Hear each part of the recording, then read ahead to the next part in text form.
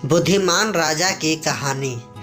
राजकुमारी इंदुमती बहुत ज़्यादा खूबसूरत थी और राज्य के सभी लोगों तथा आसपास के सभी राजाओं के राजकुमार इंदुमती राजकुमारी के दीवाने हुआ करते थे। लेकिन इंदुमती किसी को भी पसंद करने से इनकार कर देती थी। नमस्कार दोस्तों, हमारे इस YouTube चैनल में आपका स्वागत है। एक राज्य में भूपेंद्र सिंह नाम का एक बहुत ही ज़्यादा बुद्धिमान राजा रहा करता था। वह राजा इतना ज़्यादा बुद्धिमान था कि वह अपने कार्य अथवा निर्णय को लेकर बहुत ज़्यादा चर्चा में रहा करता था, क्योंकि उनका फैसला करने का अंदाज ही निराला था और उनका तरीका इतना ज़्यादा बेहद पसंदीदा था कि राज्य के सभी लोग राजा मतलब कि भूपेंद्र सिंह को बहुत ज़्यादा बुद्धिमानी राजा कहा करते थे। राजा तो बेहद बुद्धिमान था, लेकिन एक काम के कारण राजा बहुत परेशान रहा करता था, क्योंकि उस काम में उनका बुद्धि भी काम नहीं कर रहा था। राजा कुछ दिनों से बहुत ज़्यादा परेशान दिख रहा था, क्योंकि उनकी बेटी इंदुमती की अब शादी की उम्र हो चुकी थी। लेकिन इंदुमती अभी तक किसी भी राजकुमार या किसी भी लड़का को पसंद नहीं करती थी। राजकुमारी इंदुमती बहुत ज़्यादा खूबसूरत थी और राज्य के सभी लोगों तथा आसपास के सभी राजाओं के राजकुमार इंदुमती राजकुमारी के दीवाने हुआ करते थे। लेकिन इंदुमती किसी को भी पसंद करने से इनकार कर देती थी और वह कहती थी कि जिससे मैं पसंद करूंगी शादी भी उसी से करूंगी। इन सभी चीज़ों को सोच समझकर राजा बहुत परेशान रहा करता था, क्योंकि उनकी बेटी की शादी की उम्र हो चुकी थी और उनकी बेटी शादी करने के लिए राजी नहीं हो रही थी। उन्होंने कई बार अपनी बेटी इंदुमती से पूछा कि बेटी, तुम्हें कैसा राजकुमार चाहिए, और नहीं तो तुम्हें कोई राजकुमार पसंद है तो बताओ, मैं उसी से तुम्हारी शादी करवा दूंगा। उम्र बीती जा रही थी, लेकिन राजकुमारी इंदुमती शादी के लिए हाँ नहीं कर रही थी, जिसके कारण राजा बहुत ही परेशान रहा करता था। एक दिन की बात है, राजा ने पूरे राज्य में ऐलान किया कि सभी लोग राज दरबार में आए, चाहे किसी भी जाति का राजकुमार हो या कोई भी आम आदमी हो, जो मेरी बेटी को मनाए। जैसी वह मना लेगा उसी के साथ हम अपनी राजकुमारी का शादी उसी के साथ कर दूंगा। यह सुनकर राज्य के सभी लोग राजा के घर उनके दरबार में उनकी बेटी इंदुमती को मनाने के लिए बहुत सारे लोग आए। उसमें से बहुत सारे आम आदमी थे और उसमें से बहुत सारे लोग राजा का बेटा राजकुमार थे। बारी बारी करके सभी राजकुमारी के पास पेश किया गया, लेकिन कोई भी राजकुमारी इंदुमती को इम्प्रेस नहीं कर पाया, उन्हें खुश नहीं कर पाया। इसी कारण से सभी लोगों को फिर से वापस भेज दिया गया था। इस बात को लेकर राजा फिर से परेशान होने लगा और वह सोचने लगा कि मेरी बेटी इंदुमती राजकुमारी के दिमाग में क्या चल रहा है, वह शादी करने के बारे में इतना हिचकती क्यों है। क्योंकि जब भी राजा अपनी बेटी राजकुमारी इंदुमती से उनकी शादी की बात किया करता था, तो उनकी बेटी इंदुमती ने हमेशा उनकी बातों को अनदेखा किया करती थी। एक दिन की बात है, राजकुमारी इंदुमती कहीं घूमने जा रही थी। उन्होंने देखा कि रास्ते में एक जगह बहुत ज़्यादा भीड़ दिखाई दे रही है। उसने अपने नौकरों से कहा कि तुम लोग जाकर देखो रास्ते में इतनी भीड़ क्यों लगी है और रास्ता जाम क्यों है। मुझे जल्दी जाना है, जल्दी जाओ और रास्ता को खाली करवाओ। सभी नौकर जल्दी जल्दी उस भीड़ के पास पहुंचता है और देखता है कि भीड़ के बीच में एक व्यक्ति घायल पड़ा हुआ है और एक नौजवान उसे अपने कंधे में ले जाने का प्रयास कर रहा था। नौकर वही देख रहा था कि अचानक राजकुमारी अपने घोड़े से उतरकर नीचे आ गई और देखी कि बहुत ज़्यादा भीड़ है और एक नौजवान उस घायल आदमी को उठाकर ले जा रहा था।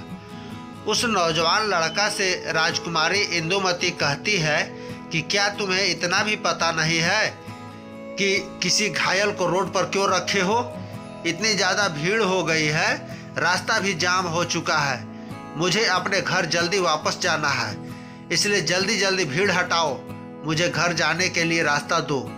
तभी वह नौजवान गुस्सा हो जाता है और रानी मतलब कि राजकुमारी इंदुमती से कहता है कि क्या तुम्हारे अंदर जरा सा भी मानवता नहीं है?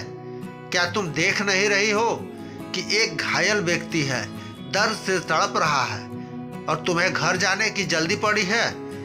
मैं इसे अपने कंधे पर अस्पताल ले जाने का प्रयास कर रहा हूँ और तुम कहती हो कि जल्दी से मेरा रास्ता खाली कर दो। आगे वह नौजवान लड़का कहता है कि तुम राजकुमारी हो इस राज्य की और तुम अपनी प्रजा की सेवा नहीं कर पा रही हो, तो कैसी राजकुमारी हो तुम? तभी राजकुमारी कहती है कि अच्छा है, तुम इसे अस्पताल लेकर जाओ, मैं थोड़ा देर रुक जाती हूँ, फिर उसके बाद मैं अपना घर जाऊंगी। उसके बाद इंदुमती राजकुमारी पूरी बाग बगीचा घूमकर अपने घर जाती है तो अपने पिताजी मतलब कि भूपेंद्र सिंह राजा को बहुत ज़्यादा परेशान देखती है। राजकुमारी इंदुमती कहती है कि पिताजी आप किस लिए परेशान हैं? आप अपनी परेशानी मुझे बताइए, मैं तुरंत ही आपके परेशानी को हल कर देती हूँ। राजा भूपेंद्र सिंह कहता है कि मेरी परेशानी तुम ही हो बेटी, जब तक तुम्हारी शादी नहीं हो जाती तब तक मैं परेशान ही रहूँगा। यह सुनकर राजकुमारी इंदुमती कहती है कि पिताजी आप चिंता ना करें, अगर भगवान ने चाहा तो हमारी शादी जल्दी हो जाएगी। यह सुनकर राजा बहुत खुश होता है क्योंकि बस इसी बात का इंतजार वह काफ़ी दिनों से कर रहा था कि उनकी बेटी बस शादी के लिए राजी हो जाए और उसके लिए एक अच्छा सा राजकुमार ढूंढा जा सके। तभी उसके दूसरे ही दिन राज्य में दरबार लगता है और लोग अपनी परेशानियों को बताने के लिए राजा के दरबार में आते हैं। इस बार सभी लोग राजा के दरबार में आए और लोग कहते हैं कि राजा, इस बार हमारे गांव में बारिश की कमी है के कारण फसल नहीं हुए हैं, इस कारण से हम लोगों को कोई कार्य करने के लिए काम नहीं बचा है और पैसे नहीं बचे हैं। इस पर आप अपनी तरफ से कुछ सोचिए और अपनी प्रजा के मदद की बारे में सोचिए। तभी राजा भूपेंद्र सिंह कहता है कि ठीक है, मैं सोच कर बताऊँगा, तुम लोग कुछ दिन का इंतज़ार करो। फिर उसके बाद सभी लोगों के जाने के बाद राजा आपस में बैठक करता है, सभी मंत्रियों को बुलाता है और कहता है कि यह बात का हल निकालो कि राज्य के लोगों की मदद कैसे किया जाए। तभी एक मंत्री कहता है कि आप राज्य के लोगों को बुलाकर कुछ पैसे दे दीजिए ताकि हमारे राज्य के किसान का घर परिवार चल सके। तभी दूसरा मंत्री कहता है कि हमारे राजकोष में इतने पैसे नहीं हैं कि राज्य भर के सभी किसानों और सभी मजदूरों को इतना पैसा दिया जा सके। तभी एक और बुद्धिमान मंत्री कहता है कि हुजूर, मैं एक राय देता हूँ। तभी राजा कहता है कि यह बिल्कुल शौक से अपनी राय बताओ। वह बुद्धिमान मंत्री कहता है कि अपने राज्य के लोगों को बिना किसी सूद के हम सभी को लोन दे देते हैं और कहते हैं कि जब तुम लोगों का फसल हो जाए तब इस रकम को बिना किसी सूद दिए केवल मूल रकम को वापस कर दे। एक दिन की बात है, जब राजकुमारी फिर से टहलने जा रही थी तो उसी लड़का को जो उस समय घायल की मदद कर रहा था, वही लड़का राजकुमार के भेष में घूम रहा था। यह देखकर राजकुमारी कहती है कि तुम कौन हो और राजकुमार के कपड़े में क्या कर रहे हो?